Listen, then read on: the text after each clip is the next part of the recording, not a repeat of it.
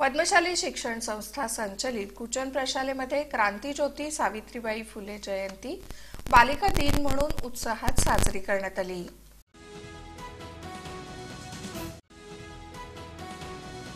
प्राचार्य युवराज मेटे, उपमुख्याध्यापक मधुकर धर्मसाले यांच्या हस्ते सावित्रीबाई फुले यांच्या प्रतिमेस पुष्पहार अर्पण करण्यात येऊन अभिवादन करण्यात आलं।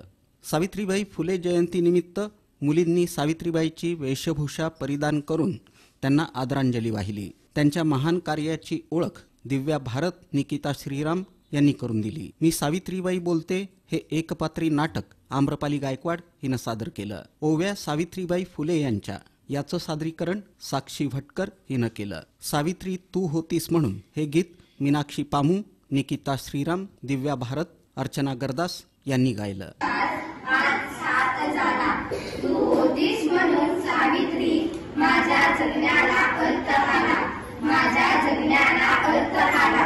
शिक्षित झाली, ज्ञान मिळाले, भयमुक्त झाली नारी, तू पाया जगाचा तुझवर उभी दुनिया सारी।